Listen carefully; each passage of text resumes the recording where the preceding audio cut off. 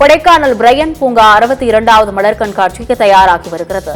திண்டுக்கல் மாவட்டம் கொடைக்கானலில் உள்ள பிரையன் பூங்காவில் ஆண்டுதோறும் மலர் கண்காட்சி நடைபெறும். இந்த நிலையில் பிரையன் பூங்கா 62வது மலர் கண்காட்சிக்கு தயாராகி வருகிறது. அதன்படி தோட்டக்கலைத்துறை துணை இயக்குநர் பூசெடிகளை நடவு செய்யும் பணியை தொடங்கி வைத்தார். இந்த நடவு பணியானது 10 நாட்களுக்குள் முடிக்கப்படும் என்றும் ஏப்ரல் 2வது வாரத்தில் பூக்கள் மலரும் என பூங்கா ஊழியர்கள் தெரிவித்துள்ளனர். சால்வியா, லில்லியம், அனிபாகாலம், ஆல்சோ மீடியா மற்றும் இளஞ்சிவப்பு வண்ணங்களில் மலரும் பூச்செடிகள் நடவு செய்யப்பட்டுள்ளதாக கூறியுள்ளனர். கொடைக்கானல் பிரையன் பூங்காவில் 62வது மலர் கண்காட்சிக்கான முதற்கட்ட மலர் செடிகள் நடவு பணி ஆரம்பிச்சிருக்கு.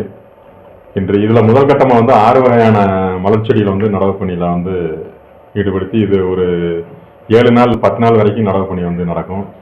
இது மலர்கள் பூப்பது ஏப்ரலினுடைய 2வது வாரத்தில் பூக்கு நிலையில் இருக்கும். இதோடு மட்டுமில்லாமல் 2வது வகையான நடவு பணி ஜனவரி 3வது வாரத்தில் ஆரம்பிக்கும். அதுவும் மலர் கண்காட்சிக்கு ஏற்ற மாதிரி ஏப்ரல் மேல பூத்து குலுங்கக்கூடிய சூழல் உண்டாகும். 3ஆம் கட்ட நடவு பணி பிப்ரவரி மாதம் ஒரு 20-24க்குள்ள நடவு பணி நடக்கும். அதில் 20 வகையான மலர் செடிகள் நடவு செஞ்சு அதுவும் மலர் கண்காட்சிக்கு தயார் நிலையில் பூத்து குலுங்கக்கூடிய சூழல் உண்டாகும். இந்த வருடம் தோராயமாக 2-2.5 லட்சம் மலர் செடிகள் நமது பிரையன் பூங்காவில் நடவு மேற்கொண்டு பூத்து குலுங்கக்கூடிய சூழல் உண்டாக்கப்படும் என்பதை தெரிவித்துக் கொள்கிறோம்.